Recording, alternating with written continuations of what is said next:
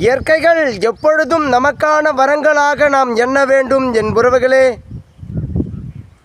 நீங்கள் இதுவரை எந்தெந்த காட்சிகளை சந்தித்திருந்தாலும் இதுபோல் இயற்கையான காட்சிகளை நேரலையாக ஒரு பதிவு காணும் நிலை என்றால் அது அழகு தமிழ் கவிதை கழகத்தில் இருந்துதான் வருகின்றது. அனைத்து பதிவுகளுக்கும் ஒரு உயிரோட்டம் உள்ளது, இருக்க வேண்டும் என்பதற்காக தான் அழகு தமிழ் கவிதை கழகம் இதுபோல் இயற்கை காட்சிகளை அனுதினமும் பதிவு செய்து கொண்டிருக்கின்றது. ஒரு காட்சி ஏனும் இயற்கை பக்கம் நாம் திரும்ப வேண்டும். மரங்கள், செடி கொடிகள், நிலங்கள், பானங்கள், நீர்நிலைகள் என்றும் தன்னை மாற்றிக்கொள்ளாத நிலைநிறுத்தி கொண்டிருப்பதை போல் மண்தடம் யாவருக்கும் பொதுவானது, வாழதான் கற்றுத்தரும். பாருங்கள், ஒரு மரம் மிக உயரத்தில் சென்றாலும் தன் போக்கை மாற்றாமல் எப்பொழுதும் தன் பயனையே அளித்து கொண்டிருக்கின்றது.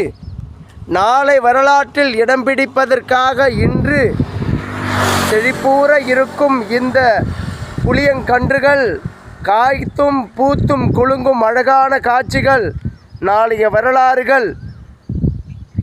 பனை வாழ்வியலோடு பின்னி பிணிந்த ஒரு இணை, நம் துணை என்றே கூட எண்ணலாம்.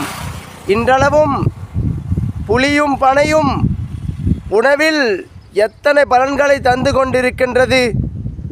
எப்பொழுதும் நாம் நம்மை மாற்றிக்கொள்ளாத இயற்கையோடு சார்ந்த வாழ்நிலையை கொண்டாடும் விதங்களை கற்றுக்கொள்ளுவோம் என் உறவுகளே.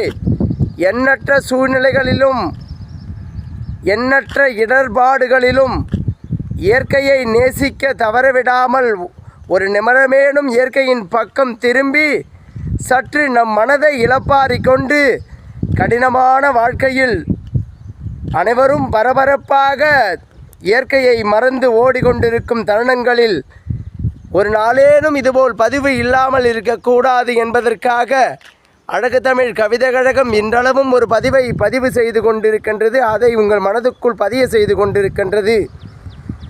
எதுவும் மாறவில்லை இங்கு. மரங்கள், செடி கொடிகள், புல் பூண்டுகள் அனைத்தும் மண்பரப்பின் மீது இன்றளவும் தொடர்ந்த வண்ணம் இருந்து கொண்டுதான் இருக்கின்றது. இது எதற்காக என்றால் நாம் நலமோடு இந்த வாழ்க்கையை வாழ வேண்டும் என்பதற்காக தான் என் உறவுகளே. இயற்கையின் பக்கம் கொஞ்சம் திரும்புவோம்.